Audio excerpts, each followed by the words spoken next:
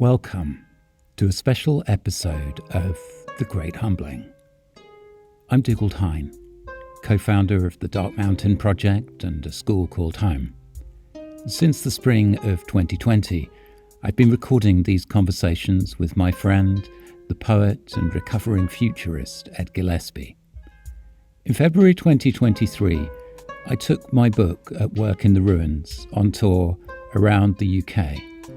And as part of that, we recorded this special live episode of The Great Humbling with some very special guests, Charlotte Du Cann and Rupert Read. So this is a belatedly released recording of the conversation we had that night in February at Norwich Arts Centre. Good evening, everyone. Thank you very much for coming along. This is going to be our first ever live recorded episode of The Great Humbling. So I just wanted to sort of set the scene a little about the conversation that we'd like to have. We're going to be opening it up for some questions and interaction from the audience. We very much want to frame this as a participatory conversation. This is not an expert panel. This is not going to be too chummy and friendly up here. We intend to be quite challenging and provocative to one another as well, in a warm-hearted and gentle fashion. Dougald and I, for those of you who haven't listened to The Great Humbling, first spoke in February 2020, immediately before the start of the pandemic. After a decade or so of manoeuvring around each other, we finally met in the flesh last summer. But the idea of The Great Humbling actually emerged from our very first Skype conversation, where we both finished the call and went, we should probably have recorded that. Such was the kind of the interest. And so we're 3 years and 4 series in.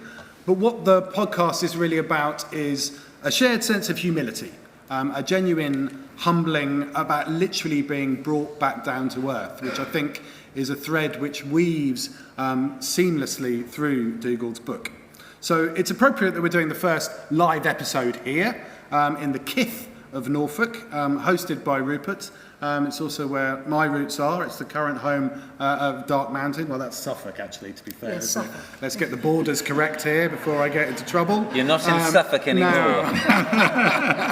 It's getting feisty already. And we're framing this, obviously, as a climate conversation that goes where other conversations do not reach. Because, as Dougald asks in the book, climate change asks us questions that climate science cannot answer. And in the opening chapter of At Work in the Ruins, Dougald finds himself wondering whether it's time to stop talking about climate change full stop, saying, are the ways we talk about the trouble the world is in at risk of making everything worse? Is it time to step away from the language of emergency, the mobilisation of fear and panic, and the calls to believe in science? Do we need to start from somewhere else if we are to avoid responses to the climate crisis that reproduce the patterns that brought about the crisis in the first place? It's what Bayo Akomolafe has called a call to fugivity, which is a great word if you haven't been called to fugivity before, and we're going to try and do that tonight. And what Gail Bradbrook has prescribed as something, as an appropriate response to our press-on-itis. But without further ado, I would like to invite my fellow conversationalists to introduce one another. So, Charlotte, would you do us the honour of introducing Dougald? Absolutely. Thank you, Ed. It's said that the first 15 minutes when you meet someone creates the shape of your relationship to come. So I first met Dougald in 2011, and I had my notebook at hand because I was doing an article about the Uncivilization Festival, and I wanted to speak to one of the founders, the co-founders of the Dark Mountain Project, about which I knew nothing. So we're sitting on a log, right? And I've just overheard somebody saying something, because I was really embedded in the transition movement at that time, including in Transition Norwich. And climate change was all flip charts, you know, it was all like, we've got to save the planet, and it was like, are we counting the carbon? And I'd already turned my central heating off and done all the right things, right? So I'm sitting next to Dougald, and I said, I've just heard somebody say, if transition is the village, Dark Mountain is the shaman. Oh, and I thought that was very sexy indeed. Oh, okay, so why is Dark Mountain the shaman? He said, well, we go into conversation, very different kinds of conversation. Conversations that are deeper, that are more reflective, that really connect to our deep capacity for adaptation. And at that moment, we were in this huge wood, and the world just kind of like opened, because I am not a person who loves flip charts. But I love the earth, and I love creativity, and I love myth. And in that moment, it all came rushing into that space that Dougald had opened. So really, when I think of Dougald, to introduce him, I'm not going to do the CV thing, although I could quickly say he's done a lot of speaking, a lot of writing, a lot of introduction, but probably more than that, he's been this incredible network node, which might not sound very sexy, but if you think about the world and our communication system and how we confront all these different things, these different crises, really the mycelial nature of our connections is deeply, deeply key. And we need people like Dougald who can actually be that interchange, can be the kind of King's Cross, if you like, of all our transport systems and our communication. Sorry, Dougald, I didn't really need to compare you to a rather grubby London station. But it's really the keys, and also the thing about holding those kinds of spaces, which he's been doing since he worked with it's not a company, it was an organisation called Space Makers, which was literally physically opening spaces for different conversations to happen. And then when he started the Dark Mountain Project, opening a space for writers and artists responding to crises in a very different way. This is a space where there's a lot of space in here, and a lot of time. Dougald, does that cover it?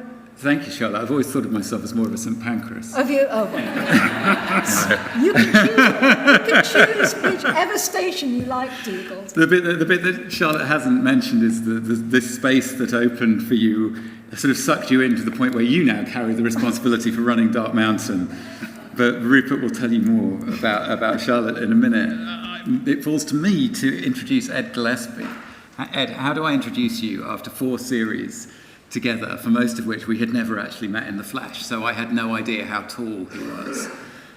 Ed is somebody who I've been aware of for a long time, because he's been, again, somebody who's connected so many people within the environmental movement in Britain and beyond, not least as the co-founder of Futera, from right back in 2001. Futera, the environmental communications agency that was once memorably referred to by my Dark Mountain co-founder Paul Kingsnorth as the Ryanair of the environmental movement. Ed is a man who has been on a journey, more than one journey. He wrote a book about travelling around the world without flying, but also a journey that took you to Martin Shaw's School of Myth, and a journey that took you to Ireland to study with Paul Kingsnorth, and after shooting cider out of water pistols at each other or something, you've made friends. And that, I think it was kind of through those conversations and connections that you found your way finally in touch with me just before the pandemic. And I'm really grateful, because when the pandemic came along, I was in the middle of writing a series of essays, which some people in this room were quite closely connected to, called Notes from Underground, which was an attempt to make sense of the sort of deep currents running below this extraordinary explosion of climate activism in 2018 and 2019, and to sort of ask some of the underlying questions that might be helpful to people who had had powerful experiences within those movements.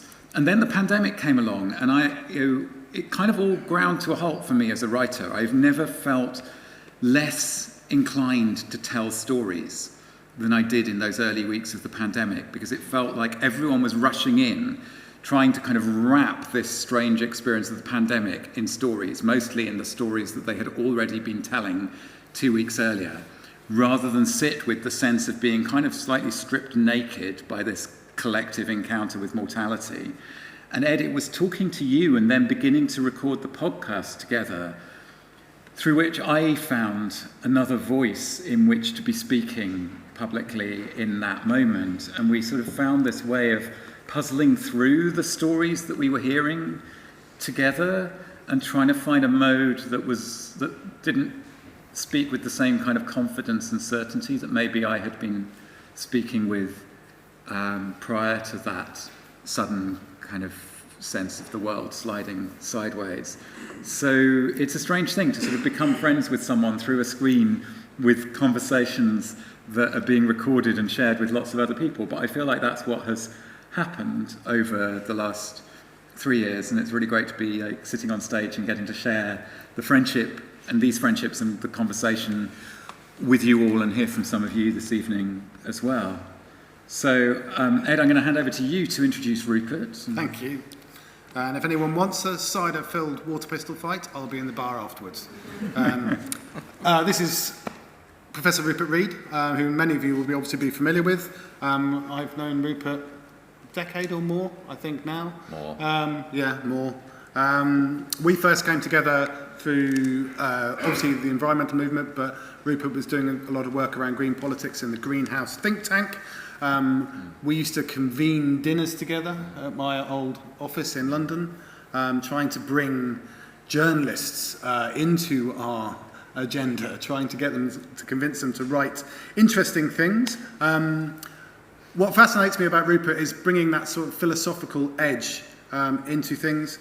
We then really kind of stepped up our friendship, I guess, after an event in the Lake District in 2018, the Poetics of Leadership event, curated by Jem Bendel, who we'll be familiar with. Rupert's been obviously one of the key spokespeople for XR in the last few years, written multiple books, as you can see from the groaning tables in the reception out there. We've had the odd pirate party together, but he's a philosopher that does stuff, and that's always got to be useful. So, Rupert, if you would like to complete the circle by introducing Charlotte. Well, absolutely. But what can I say? Charlotte has already effectively introduced herself with that incredible, vivacious, different introduction of Dougald. But she is a woman of very many parts. I've encountered all sorts of them over the years as part of the... Not that part. Well, we have been swimming together in the sea. Remember that? With Bloody costumes. Cold.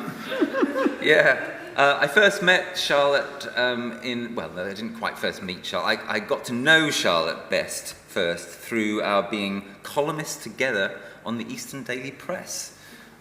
Not many people know that, which is why eventually the column folded. We were there in total for 5 years. Actually, it was a remarkable experiment in a big regional newspaper actually giving activists and greenies and so on a voice, and so it was splendid to get to know Charlotte properly in that way. But the thing I want to focus on really is the extraordinary role that Charlotte has played in Dark Mountain after Dougald sucked her into it in the first place. And there's many magnificent Dark Mountain books outside, and I mean it, they are magnificent. They are all beautiful objects, and that's partly because of Charlotte's exquisite visual curation of them. She's also a really superb editor of words, and I got to know this up close and personal. Put that in deliberately to keep the sort of joke going. When I submitted a piece to Dark Mountain, and she really went at it with a very charming scalpel, and it emerged considerably superior to the form I had submitted it in. And she got it illustrated by this incredible artist, Angela Cockayne, whose incredible images of whales now adorn the cover of my book, which you can find outside on one of those groaning tables. So I'm grateful to Charlotte for many things, and it's splendid to be on this platform with you here this evening. Thank you, Rupert. That's lovely. Great. So I'm not going to take a sort of formal chairing role this evening. We're very much intending this to be a conversation.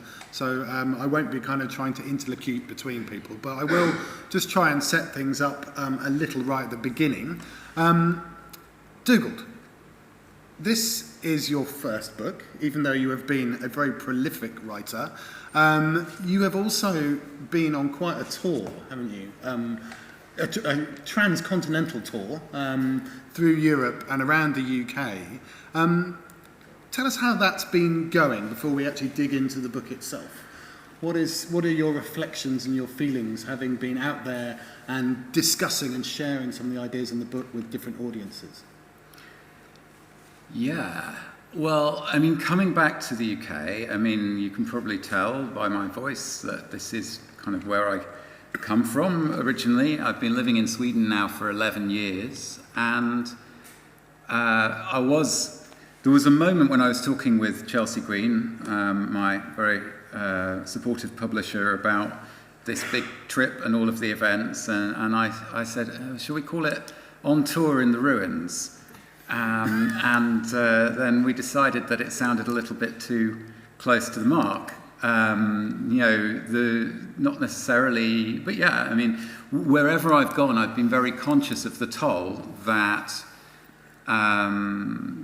the past 13 years of austerity and whatever else you think of it, the impacts of the way that Brexit has been playing out, and the impact of the pandemic and the response to it have taken on this society and on communities, and how much of the conversation about, because this is a book that's not just about climate change, it's about living through the end of the world as we have known it, and how much of that feels like it's something that's already in the present tense rather than some kind of looming future threat, and actually how it becomes possible to have these conversations about what it means to be at work in the ruins, that there is work to be done among the failure of existing systems, among the playing out of consequences, that doesn't look like pretending this is a temporary deviation that can be fixed and everything will go back to some kind of Hans Rosling or Steven Pinker trajectory of human history. How far, precisely because of the hard times that are playing out in a lot of places in this country, it becomes possible to have a different kind of conversation. I mean, in Sweden, where I live, there's a kind of half-serious phrase, the world's most modern country, that was the title of a TV series made by a guy who's kind of the Swedish equivalent of Stephen Fry. That's a concept to boggle your mind anyway, but he made this series about Sweden's self-image and the way that Sweden has been seen in the world, particularly during the 20th century. And what strikes me now is Sweden is kind of the world's last modern country. Because if you're the world's most modern country, but the tide of modernity is going out, then what that means is you're the one that's left furthest up the beach, least able to grasp what's actually going on in the way that history is now unfolding. So I've been kind of taking this book into conversation with all sorts of people up and down the country, and I think it's some of the conversations with the projects and places that I've visited that have really struck me.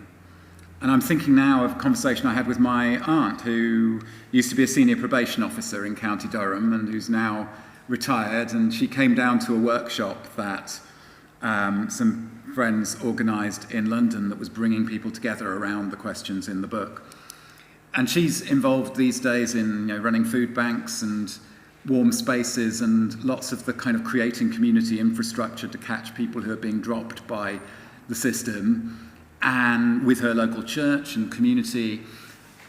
And she said as she'd been reading the book, she'd realised that she was carrying some anger, some justified anger, at experiences of seeing how the system is failing people, experiences of people who legally should be being supported by services, and those services are actually dropping them on the doorstep of the community organisation that she's involved with. And she said as she was reading, it hit her that,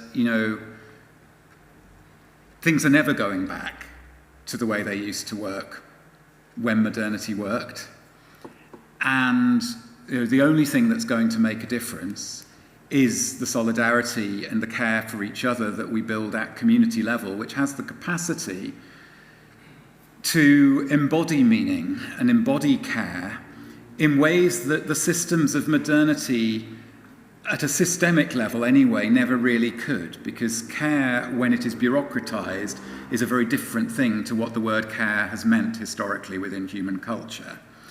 And so within the ruins, within the mess, without letting anyone off the hook, without saying that there aren't struggles over resources and power and inequality that need to be engaged in, nonetheless, there is the ability to care for each other and rebuild community, and that might be part of what gets us through the times ahead. So those are the kind of conversations, I guess, that I've been having as I've gone around the country. And I feel very lucky because I've got to be, I don't know, not so much a train station, more like a sort of, one of those things that you sort of go up along the train line by pumping it up and down, to sort of move backwards and forwards between places and carry the stories from place to place and make connections between people who I know but who didn't know each other in some of the places that I've visited. I mean, this is a book that is the fruit of many conversations, and a fruit should contain seeds, and so my greatest hope for it is that it's a book that will end up seeding lots of conversations as well, and so far so far so good, I guess. Great. And on that sort of seed note, let's plant the first one then. So there's a moment in the book that you describe way back in 2010, so it feels like a long time ago, when you found yourself asking the question, what do you do after you stop pretending? And I'm going to invite you to just share perhaps a passage from the book that responds to that question. And then I want to throw it open to Rupert and Charlotte as well, because I think these are the moments of epiphanies, and perhaps we could all share an epiphany that we've had about that moment of moving beyond the pretense. Yeah, there's a chapter in the book that's called How to Give Up. Because giving up was sort of an accusation that Paul and I heard a lot in the early days of Dark Mountain. He were like, you guys, you've given up, and worse, you're encouraging other people to give up. And when things like that get thrown at me, I carry them around. I need to try and make sense of both what the other person is seeing and saying, and how it looks from where I am. And gradually what came home to me was that, as I say at one point in the book, giving up is always giving up on something, though at the time it may feel like everything, because you may actually need to go through that moment of giving up, of going, I can no longer say the things that I've been saying in my talks, because I no longer believe them in my heart. And I have to step back for a bit, and often Dark Mountain has been a place where people come to at that moment. But equally, it's not the end of, it's never giving up full stop, or at least it certainly doesn't need to be. That's called getting trapped. Actually you pass through something and you come out somewhere else, seeing what you couldn't see from the position you were standing in before you made that move that looked like giving up. And so I guess that question that you pointed to is is one of the moments for me when I was putting that into words and seeing what was happening. So yeah, I'll just read you about a page or so from the book, which is sort of connecting what was happening in that moment of 2010 for me to then what I was seeing in 2018, 2019 with these new climate movements, XR and Fridays for the Future and the rest of it. What do you do after you stop pretending? I'd written those words one night in early 2010 as we were preparing for the first Dark Mountain Festival. Our manifesto had seeded a cultural movement, a network of activity drawing together artists and activists, engineers and gardeners, hackers and smallholders, centred on the books we published and the gatherings we hosted. It all started with that invitation to look down, to step back from stories you no longer believe in, and activities that have become a means of distraction, a way of keeping busy enough to not have to think about what you know or fear to be the case. What still seems worth doing after you take that step? It was a question we didn't know how to answer, but which brought a new energy to conversations and spread like a rumour over the years that followed. In these new climate movements of 2018, I glimpsed the outline of an activism that started from the place that question takes us, that didn't ask you to voice an optimism that you didn't feel. Much of what I saw rang true to my experiences with Dark Mountain and the strange kind of hope we had found in naming our fears and disillusionments. Only now it was spreading at large into the cultural mainstream and galvanising people into action. You caught it in the voices of the figures who found themselves in the spotlight. In place of rallying speeches about what we need to do, they offered prophetic imagery of a house on fire and the dark night of the soul. Not everyone was comfortable at the sight of largely white, largely middle-class crowds marching in funeral procession, watched over by the silent chorus of the red rebels in their robes and white-painted faces. These were not the people with the most to lose soonest as the climate crisis arrived. Why were we grieving over future losses when we ought to be fighting to prevent them? Well, I thought, a lot hangs on what is being mourned. The loss of creatures and landscapes, for a start.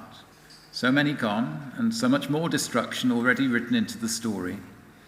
And other losses too, closer to home. At best, this public grief expressed a willingness to be bereft, to lose much that we have taken for granted, rather than fight to sustain our present ways of living, whatever the cost. I heard this from the groups I spoke to in the summer of 2019, but I remember too the words of a woman at one of those events. Her work involved helping people unpack long-suppressed experiences of trauma. The first time someone starts to tell their story, she said, it matters that they get to tell it and know that they are heard. The second time, she went on, it matters that I notice when to stop them. Otherwise, the retelling can harden into an identity, a new shell to hide behind. I wondered about all those who had found in these new climate movements the space to speak the fears they had been carrying alone. These stories, too, can become a shell if we miss the moment to move deeper, to find the story behind the story. Thank you.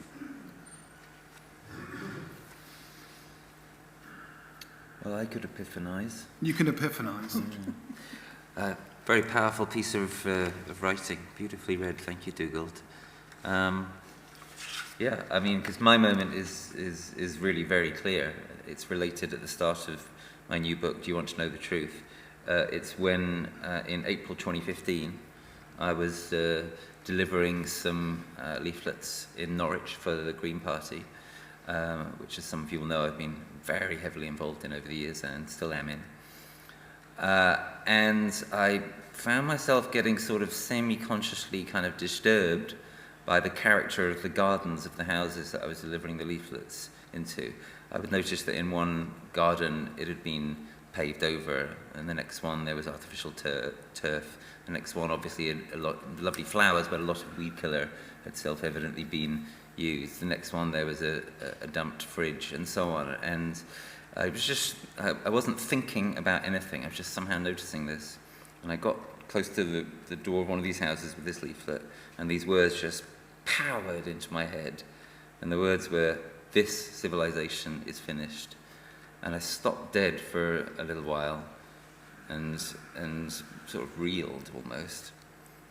Finished delivering my leaflet round and went home and sort of sat there for a long time kind of thinking, Christ, what am I going to do with this? This doesn't fit with all the work I've been doing and all the philosophy I've been writing, and some of it's been really worthwhile and some of it's had good effects and so on. But there's something different here. So after a week or two, literally, of kind of stumbling around a bit, I thought, well, there's only one thing I really need to know how to do with something like this, which is to start writing about it. So I started writing about it.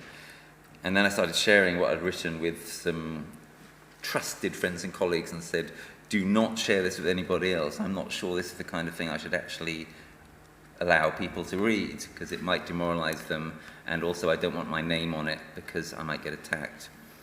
And people got back to me and said, hang on, this is the most important thing you've ever written. So smoothed it out some more and circulated some more positive reports. One of those people then said, you've got to publish this, Rupert. I said, no, I'm not going to publish it. And they said, how about you publish it anonymously? So the first iteration was published anonymously, more good feedback. Started giving it as a talk with a lot of trepidation, because that was obviously breaking into the public. Then started saying it to my students at UEA, which was another kind of Rubicon. And students came up to me afterwards and said things like, "This feels like the first time in my life that anyone's really leveled with me about where we are and where we're going." And that was my epiphany, and it's determined the course of my life ever since. The talk I gave at Cambridge in 2018 called "This Civilization is Finished," which went viral, coincided in timing beautifully with the onset of Extinction Rebellion, which I then helped to launch, and it all sort of came together, and my life ever since has been immeasurably richer. If only the same could be said of the actual response on the policy level and of our planet. Thank you, Rupert. Gosh, I've had so many. Where do I start? I've said to Dougald I wasn't going to start in Mexico. So I'm going to start in Norwich, actually. I had an amazing epiphany in Norwich. And the same year I met you, actually. I was helping out at the Occupy camp, which was in Hay Hill at the time. And I took part in a commemoration of Kett's rebellion. And we went with flambards up to the castle and stood beneath the spot where Kett had been hanged so many centuries before. And there was a full moon, and we were standing there with our flambards, just, all the Occupy people and transition people, and it was an incredible moment because, as you know, that castle was built just as the Norman invasion happened, and you could just feel the history of it. Well, this civilization is finished. It's been going on far too long, actually, Rupert. And what do we do? I mean, talk about being upstream. Dougald talks a lot about, there are things that we are debating now, but actually the problems or the troubles actually start much further nearer source. And I felt I was just hitting the upstream there, because we've all been invaded. We've all been under this great big mashing of modernity for hundreds of years, for the taking of land, and then it's happened all around the world, but it's also happened here. And there have been many rebellions. The Kett's Rebellion had 10,000 people out there in the Commons. That's a lot of people, especially then. And it was mercilessly quashed, as indeed Occupy was mercilessly squashed. As was what was happening in the Arab Spring, as what was happening with the Extinction Rebellion later, and really how do you counter that kind of very negative power is possibly the question that I woke up to at that moment. And I was with a gang of people, and we were just like, we were there together, we were in community in a way. We had the lights of our flambards, and we could see the timeline as it was going. But we were still there together, and we were still rebelling, and we're going to carry on rebelling like that. That was my epiphany. Fantastic, thank you. Well, I had mine into the mix, which is, I was a bit later to the party, I think. So, Dougald pioneering, you alongside him, Rupert in 2015, I wasn't until 2018. And those who know me socially, so I'm often late to the party, but I'm usually the last to leave. For me, it was the wake-up call, I think, of the IPCC in 2018, which is what brought into question my sort of 20 years of environmental consultancy.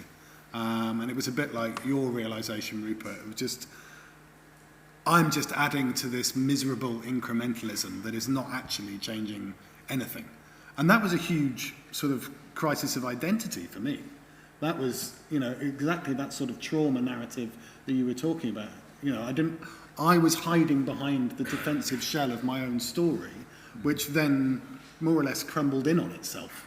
And I found myself going, what happens next? What am I going to do when I stop pretending on this? And it happened at a time of incredible personal loss. I lost my father, and I lost my brother, and I lost my Ryanair of the environment movement business in quick succession, two of which I grieved, one of which I wouldn't piss on if they were on fire. But I think it's that moment, it was almost like an initiation. You talk about initiations and thresholds in the book, and for me it was like, something different has to happen now. I have to go and do something different. Yeah, it's probably worth me saying a little more about some of these things that you've touched on at the beginning about what I am saying in the book, just to be clear, really. Because as you say, I did have this moment in sort of September 2021 when I heard these words come out of my mouth, maybe it's time to stop talking about climate change. And I started writing, initially thinking I was writing a short essay to explain myself, and in order to explain myself, if only to myself, I needed to write what became a book. But the thing that I was seeing there is that the language of taking climate change seriously can point in such opposing directions now that it can almost get in the way of seeing clearly the choices that lie ahead. Because if you come to a fork in the road and you have the same thing written on the sign pointing in each direction, then it's hard to recognize or make a good decision about that fork in the road. And so that's what I'm trying to set out in the book. I say that there is to simplify it, there is now a big path and a small path. And the big path is a kind of superhighway on which lots of different slip roads are converging from left and right, from Silicon Valley, from fully automated luxury communism, from lots of corners of the spectrum. It also happens to be, in my judgment, a highway to nowhere. It's based on assumptions about what the world is like and how we relate to it that I do not think will play out. I don't think have been proven by the history of modernity. It's a kind of doubling down on the logics of modernity. There's a really powerful quote from two anthropologists, Mario Blazer and Marisol de la Cadena, that I kept coming back to in the writing of the book, where they're talking about the whole conversation about the Anthropocene and how it sounds from elsewhere, because they say, the sites of enunciation of the Anthropocene discourse and, frankly, the proposals for alternative names for the Anthropocene are Berlin and Stockholm and Norwich and New York. And, well, that's good company. From elsewhere, it sounds a lot like, in the language of the Zapatistas, the world of the powerful becoming conscious of the possibility that its world too could end, having ended so many other worlds and called that progress, development, salvation, whichever vocabulary was in vogue in a particular century. And then this gives this sense of the fork in the road, because there are two ways that new felt sense of precarity can land. On the one hand, it can be a humbling moment. It can be a point where it becomes possible for us to hear and enter into a more real dialogue with things that people have been trying to tell us from elsewhere in the world for generations about the shadow side of modernity, about the destructive impacts of the ways of thinking and the story of progress. Or it can become the source of legitimacy for a last desperate reboot of the logics of modernity and the story of progress. One final go at a top-down, centralized project of making the world an object of human management and control from places that happen to be geographically very similar to the places from which that project has been carried out as colonialism in recent centuries. And that matters a lot, like which of those forks we take. So I'm saying that there's the big path, and then the small path, which isn't really a single path, it branches in many directions and many ways, and it's what happens when we're not trying to secure the futurity of the trajectories of growth, development, technological progress, but we're trying to work for the possibility of lives worth living in the worlds to come, and limiting the damage, softening the impact of the fall as the world as we have known it continues to come to an end. So that's really, that's the climate conversation that I'm trying to start with the book, and it just felt worth sort of trying to land that stuff into the conversation. Rupert, you look like you might have something to say. Yeah, well, I've got one sort of addendum to that, which is, I think that's very well put, and I wanted to highlight what I think is possibly the ultimate form of the big road, which we're starting to see being talked about and experimented towards and so forth, and which is a really disturbing kind of mushrooming and expanding of this big road into something hugely disturbing. And what I'm talking about is climate engineering, or what's been called before that geoengineering, the idea of engineering the whole planet to cope with the situation. So we've created this absolutely unholy mess, of which dangerous climate change is simply the biggest symptom. And you might think this would be giving people pause about attempts to control more and more of nature and extract more and more and pollute more and more and so forth. But the gambit with climate engineering is to say, no, actually, you can carry on. You can carry on polluting because we're going to control the entire atmosphere and we're going to make it safe to carry on. So one of the key forms of this, which is, and I'm not kidding here to anyone who hasn't heard this before, although more and more people by now have heard of it, is basically mirrors in space, tiny mirrors in space, which will reflect some of the sunlight off, allegedly, and cool us down so we can carry on basically doing what we're doing. And it seems to me that the big road doesn't get any bigger of thinking we can control the entire system of which we are a part in order to carry on with the same civilization that we currently have. And and that touches on this notion, doesn't it, that you explore quite a lot in the book, Dougald, about the climate emergency, and the use of that emergency framing, because, one of the first things I think you describe is the fact that when a government declares a state of emergency, the first thing you have to do is register with the UN to say when that emergency will come to an end. And coming back to Rupert's point, I think when you have this open-ended declaration of emergency, it opens the door for that sort of ratcheting up of the system, that perverse cycle where the crisis gets worse, the lived experience and the impacts of climate change become more severe, so governments impose measures which usually hit the poor hardest. Those poor people rebel or push back. That then justifies, inaction on the part of governments failing to do and make the difficult decisions, which can then lead to the worsening extremes, and then the justification of more authoritarian or even sort of eco-fascist type of approaches, or these kind of space technology, geoengineering type of solutions. And I think, you talk a lot in the book about the faith in science, or this belief in science and this frame of science. And, as someone who trained as a marine biologist and as a scientist, that for me was one of the most sort of profound parts, because I've orientated a lot of my career around trusting the science and following the science, and I've often found myself saying those exact words, tell the truth and act like it's real, and felt that in all of those XR framings as well, which I think were very potent.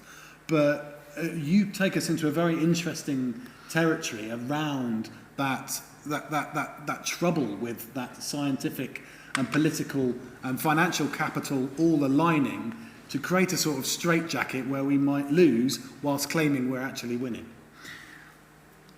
Well, just to quickly try and capture a sense of what it is I say about science in the book. I don't want to misrepresent you. The book is very much written out of friendship towards the climate scientists I've known, some of whom are my friends, and equally activists and the other people whose work I touch on in the book. And there's a whole section of the book called Asking Too Much of Science, where I say that to ask science to carry the whole weight of knowing a thing like climate change, let alone also telling us what to do, that's not to be a friend to science. If your friend is on a rooftop tripping on acid and convinced they can fly, to be a friend to them is not to go, yeah, man, go for it. To be a friend is to put a hand over their shoulder and say, why don't we sit down over here and have a little chat? And in the same way, I'm not saying that as individuals, like most of the scientists I have known as individuals, I have a very grounded notion of their flying ability, and most of the people who are most rhetorically over the top with this category error of treating science as an object of belief tend never to have seen the inside of a lab. But nonetheless, structurally, there is a kind of role that science and the sciences have occupied within modern society that asks them to carry more weight than they can. And so what I say early on in the book is, as you said earlier, climate change asks us questions that climate science cannot answer. Starting with the question, how did we find ourselves here? Is it a piece of bad luck with the atmospheric chemistry? Or is it a consequence of a way of approaching the world, a way of seeing and treating everything and everyone that would always have brought us to such a pass, even if the atmospheric chemistry and the climate system had been different, even if it had been less sensitive to the CO2 emissions? And I think that any response to climate change actually embodies an answer one way or the other to that question. But in order for the question to be framed and talked about clearly, we have to enlarge the space within which the conversation needs to happen beyond the frame of the part of the story that climate science and the natural sciences are able to tell us. And I think that that's something that actually, for me, has come out of dialogue with scientists about the discomfort of the way in which it's not simply that what we need is better message delivery from the science to everybody else. It's that there's something not quite right about the role that the natural sciences have been asked to play within the process of knowing and responding to the trouble the world is in, not least the part of that trouble that rides under the name of climate change. Charlotte? I'm going to respond to that. Great. There's a really interesting part in your book, Dougald, is something I've been working with for a very, very long time, which is that actually when you look at science and in the way that we were when I was in transition, always looking at, in terms of carbon capture, carbon numbers, these flip charts I mentioned earlier, it's all the rational, logical sort of facts and figures way of looking at the planet. And that is not just the planet, the whole of life. Ourselves, what's going on in our bodies, how we relate to people. It's all measured in a particular way, and I know that you write a lot about this in the book, and the fact is we don't see the planet. We're not seeing it because we don't see that, but the rational mind is extremely narrow, and it's being made more and more narrow by the political system that we're under, the pressures that we're under. As a result, we don't really know the mess we're in, because we can't actually see it. Not only that, but then we're not backed by the very being that we're supposed to be saving. We have no relationship with the planet itself, all the myriad creatures that are part of it, or the actual, the sea and all the actual air. We have no relationship. We don't have that language. So when I met you on Civilization, that was a sense that not only was that language, that lexicon, being engaged in on a mythic level, on an ancestral level with the planet itself, but also there was space and time in our conversations that other things could come into play. Because I feel that whatever we talk about, whether we're scientists or artists, there's just not the room in the conversation. There's not the time, because everything's going like this all the time. Solution, solution, solution, techno-fix, techno-fix. Emergency, we're not going to even be able to say hello to each other. And that's the difference between a problem and a predicament, isn't it? Which, yes. Again, is something that you expand on in the book. But, there is obviously, if you treat the world as a problem to be solved, you're going to go at everything with the hammer and the proverbial nail, rather than trying to reconcile the complexities and the tensions and the difficulties of the underlying relationships, which is actually what the predicament is, which doesn't have any easy resolution. And I was really struck by the example you used, Dougald, in the book from Norway, from Kari Norgard, and the work in the small village that was experiencing some of the impacts of climate change, and her conclusion that people didn't know, or not knowing how to know. They couldn't get their heads around the enormity. The not wanting to know was connected to the not knowing how to know, is what she says, isn't it? Yeah. And that's the bit that stuck with me. Is like, how do you, in that predicament, how do you embrace the vulnerability and the sense of loss and grief that we've all touched on in some way, shape or form here, without just slipping into fear, denial and hopelessness? Because I think that's the real axis that you provide, and the work in this book provides, that helps us trying to navigate the trap. That there can still be hope, and important and powerful things to do without the paralysis that embracing the reality usually tends to kind of be the outcome of. I think we should throw this open in a moment to bring in some voices from the floor. Just one last bit on the problem and predicament thing, which I picked up from John Michael Greer, where he says a problem is something that can be fixed and made to go away, and you're essentially back in a situation that resembles the situation beforehand. A predicament is something where there are actions worth taking, but none of those actions will create a return to the pre-existing conditions. And the thing that I didn't see when I was writing about this in the book, that was brought home to me by John O'Shea, who's a fascinating artist and curator who's done a lot of work with scientists. We were talking about this ahead of the event we did together in Sheffield, and out of that conversation we arrived at this recognition that a problem framing invites technocratic responses. It invites a response where you go, right, we need to get the right group of experts in the room and come up with the right answer, and then convince everybody and get the politicians on board and do it. A predicament framing opens the possibility that the best way of finding an answer is something democratic. Because if there isn't a single right solution in the way that there is with a problem, if what it is a difficult situation that we're going to have to find ways of living with and ways of going forward through, then that invites involving everybody, involving far more voices and perspectives and experience in finding pathways to navigate the landscape which that predicament has thrown us into. And that was something I hadn't noticed when I was writing the book, but I think might be one of the helpful things that we can open up from the problem and predicament framing. Can I just take that up in relation to the point a few minutes ago about emergency? It seems to me that the problem, if that's the right word, with the emergency framing is that it makes what's going on seem closer to a problem than to a predicament. So an emergency, it's bad, right? It's urgent, but it's something that could be brought to an end, that could be fixed. Or in the last resort, something you can run away from. None of those things are true.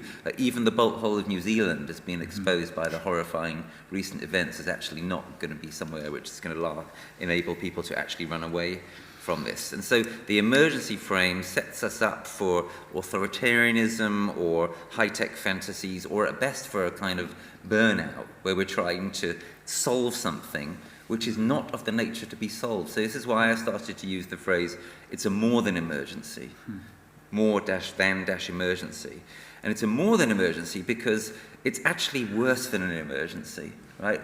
Calling it an emergency simultaneously gets the nature of the problem wrong and understates the character of it and the severity of it.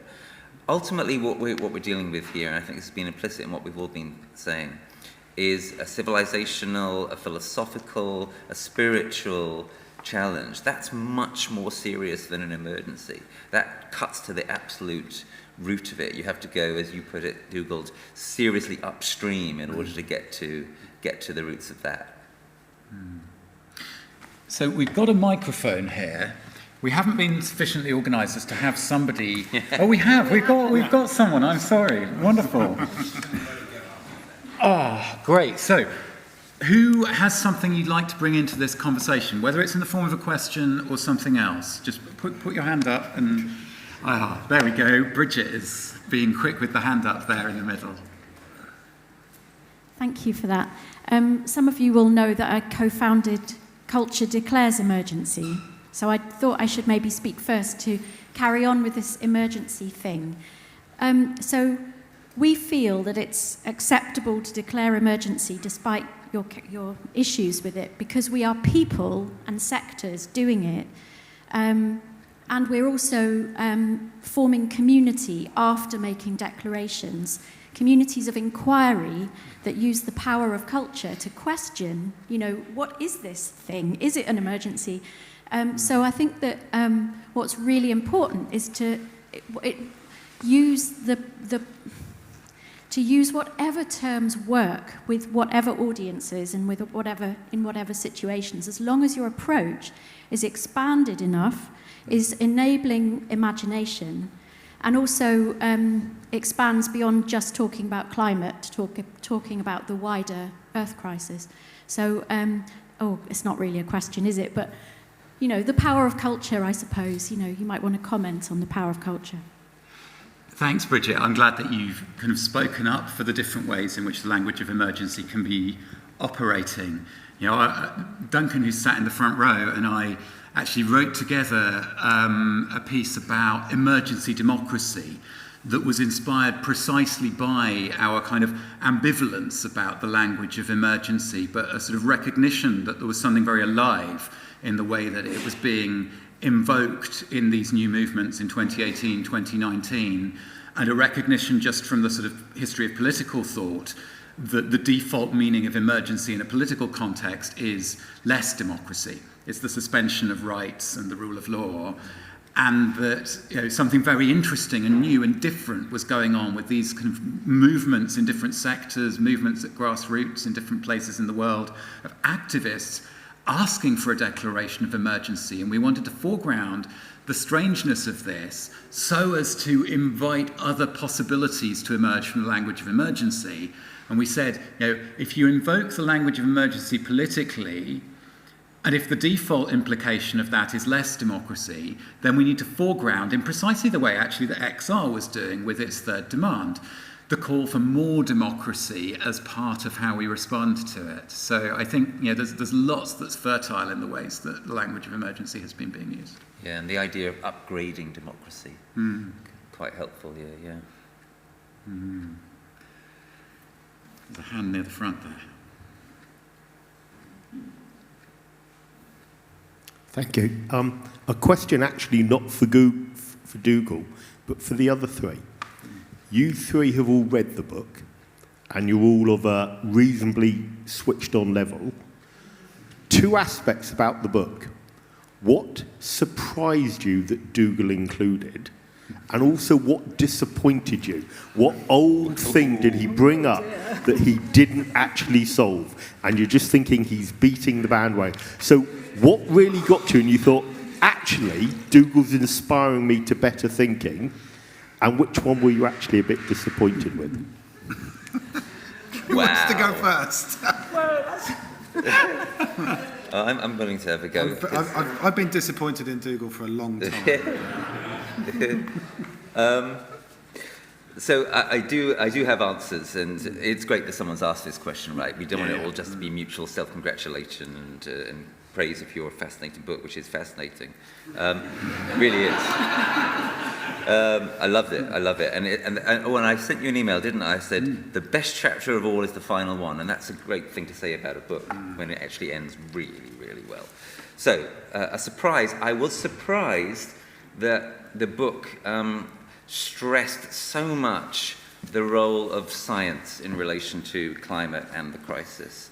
And my big question for Dougal is, why not say more about precaution, about the precautionary principle, which is a kind of philosophical jurisprudential principle that basically says, actually, when the stakes are sufficiently high, we can and should go beyond what science has proved in order to act to keep ourselves safe. So a classic example is we acted to try to protect the ozone layer before we knew all the details of the science and just how bad it was.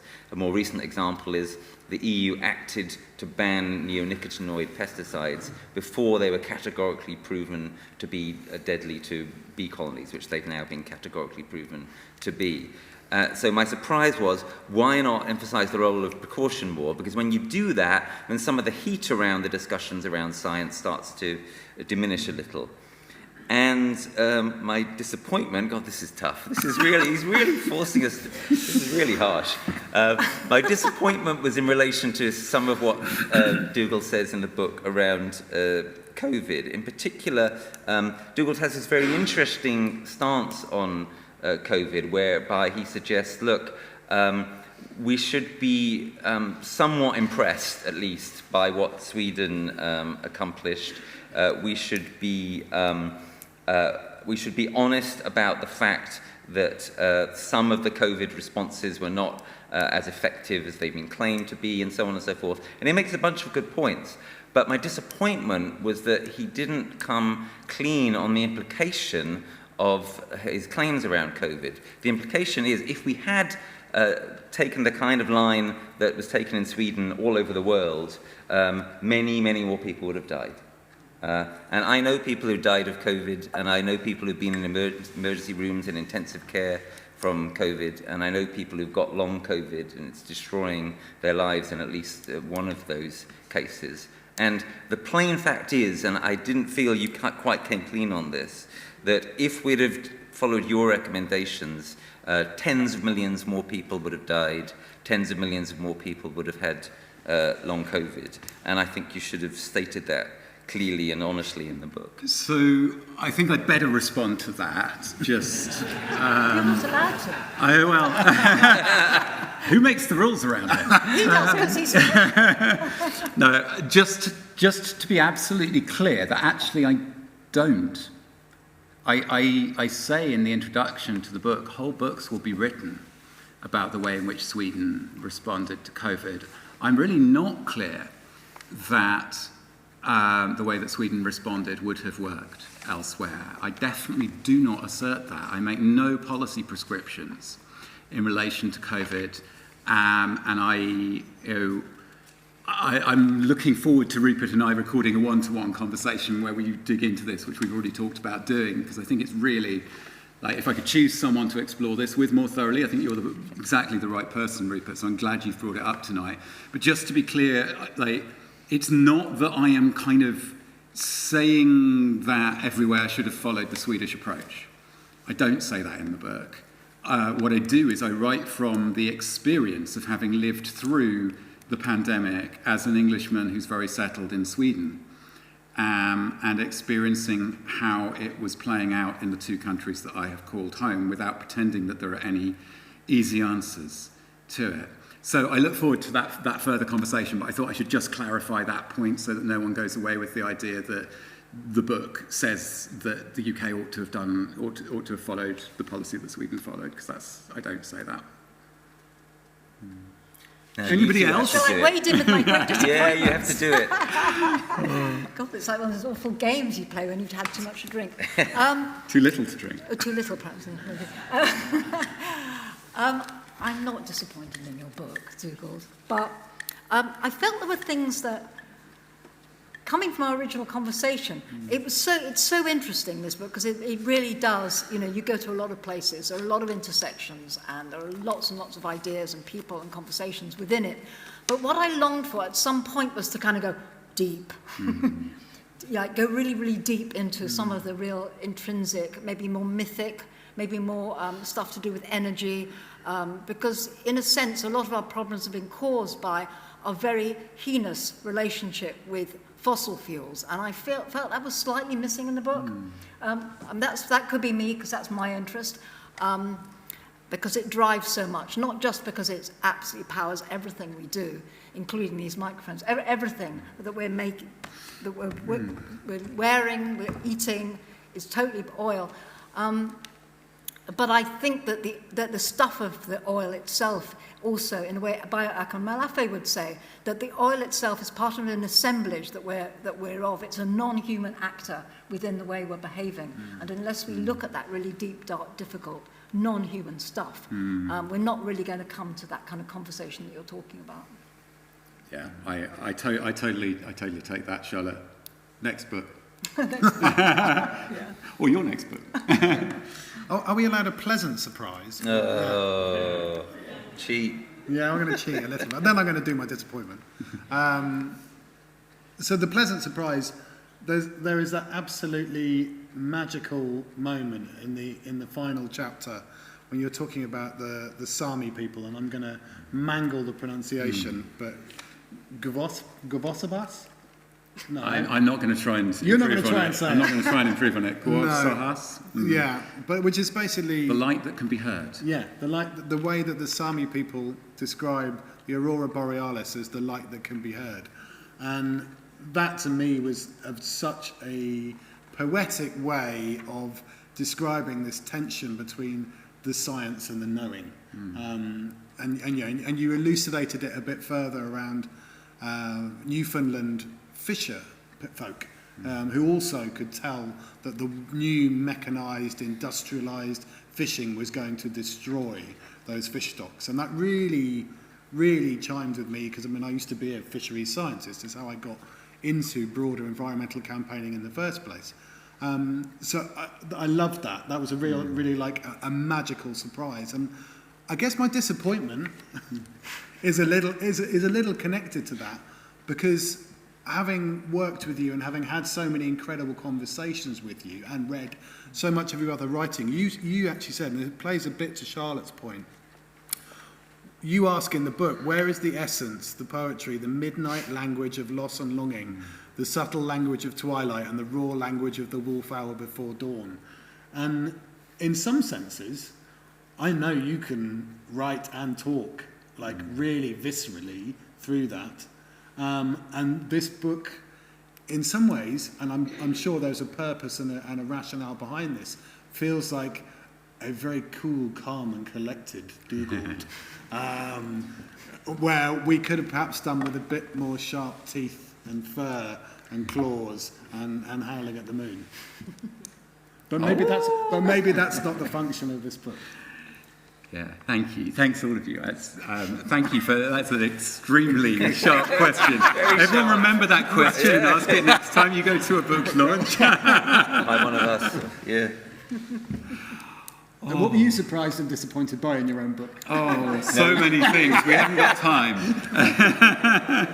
There's a lot of surprises in the process of writing a book, actually. Yeah. Next episode of the podcast, we can do that. Who else is sitting there with Duncan on the front row? Thank you. I haven't read the book yet, so I'm looking forward to it. But in what you've all talked about, there were quite a lot of references to us, really, now in the rich West, looking down the barrel of the end of our civilization. And I was really delighted, delighted's the wrong word, but pleased to hear you in every reference then to point out that many other communities have already faced the end of their civilizations, their ways of life. My question, though, is really if any of you can offer thoughts on what can be done to prevent disintegration into even more inequality as Western civilization, for want of a better word, implodes.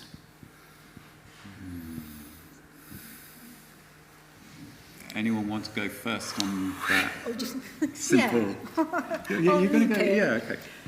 Something I really, really like about Dougald's book is he's talking about when everyone comes together, you're coming to face what we were saying too about the predicament.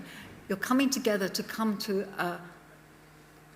a conclusion within a group because it needs to be diverse. You know, we are in a monoculture. If you think of a wheat field, we're in a monoculture. But how to survive and become resilient is to listen to many, many different voices. So I'm answering in a very kind of roundabout way. We really need a culture where we're not stuck individualism. We need to break out of that individualism and not stop geoengineering our reality. Because in that way, we will never, ever come to understanding what other people are coming to. So it could start with empathy, but we've got to come, all this is coming from, we're talking from our heads, right? But how we get here, into our hearts, into our bodies, with our feet on the ground, this ancestral being, Earth, we will not know how to relate to our fellow human beings, quite apart from all the other creatures. And so therefore, I think creating a culture that allows us to come to conclusions within a group, such as you're saying. So these very different kinds of spaces. We need social practice. That's an art and a skill that we're not used to. We're not used to busting out of our individualism. We want to control everything, which you talk about a lot, right? Controlling reality. We can't. We've got to let it happen to us and swim and dance with it. And with each other. We've got to care, as you were talking about, that, what's happening in Britain in the massive inequality. We've got to care, and we can only do that with hearts open and flourishing and being intelligent. Because the real government is here. It's not here. For the podcast listeners, Charlotte was thumping her heart when she said that the real government is here. I think I agree with what Charlotte said. in response to this incredibly difficult question, I just want to add something sort of on a different dimension, which is that the real inequality is not even the obscene inequality which is rampant across our world, and you're asking rightly, could it get even worse? The real inequality is the intergenerational inequality. The real inequality is that at present, the very strong likelihood is that the grandchildren and great-grandchildren of virtually all of us, including of most of the rich and even the super-rich, are going to be immeasurably worse off than we are. So I love us to, whenever we talk about inequality, not just think about it across space, but across time. Thanks, Rupert. That's a really helpful piece of this. Something else that came to mind for me, it's not a direct answer to the question, but it is a strand within the book, is noticing how often we are invited to be the heroes or the villains, those of us who are, in the privileged 10% at least, and probably rather higher up than that globally, who are sat in rooms like this. We're invited to be the heroes and save everything. We're invited to be the villains, the ones whose fault it all is. It's not that there's no truth in any of those things, but both of those can obscure our cluelessness, our helplessness. And one of the things that kind of came out as I was writing the book, partly from Amitav Ghosh, who provided some really helpful reflections as I was finishing the book, was the thing that he wants to emphasize is how those who are often marked as more helpless are actually more resilient, and those who are marked as having access to huge amounts of resources, as the powerful within the world, are deeply lacking in resilience and precarious in a different way to billions of people in the world. And it would be way easy to oversimplify that in the opposite direction. But just to name that the usual maps, even when they're done with good intentions, are also a kind of oversimplification. And where that goes as well by the end of the book is just this emphasis on the assumptions we make about where the agency lies. Because I begin to notice in these encounters that are part of what led me to write the book, with people deep inside national and intergovernmental institutions who have reached a point of being really panicked about climate change, and that it's like they lose faith in the promises their institutions make. They no longer really believe that that we can save the world and fix climate change and build a sustainable future in the way that the institutions they're working within feel that they have to say. But they haven't questioned the theology of their lost faith. They still think of the world as a thing that is in need of saving by people like them, sitting in offices like the ones that they sit in. And that leads them either to a kind of flat pessimism that is quite different to anything that Paul and I ever encountered around Dark Mountain, or worse, to cycling between that pessimism and a desperate optimism, which is precisely what sends them into the geoengineering space and the rest of it. And like breaking that doom loop between flat pessimism and desperate optimism that those people are in, and saying, like, if something is going to make all the difference, the agency of that is probably going to turn out in hindsight. Well, that was frustrating.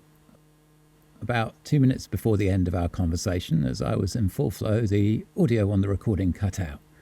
The point that I was making was that if, in hindsight, it turns out that something did make all the difference, that may well end up coming from somewhere that wasn't assumed to be where the agency lies.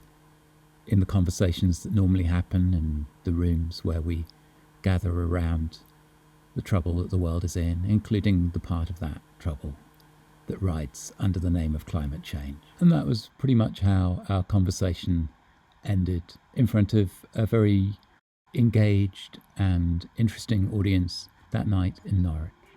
Thanks, everyone.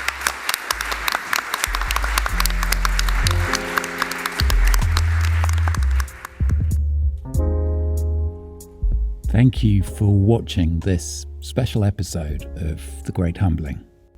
Thanks to Charlotte and Rupert and to the folks at Norwich Arts Centre for making the live event happen.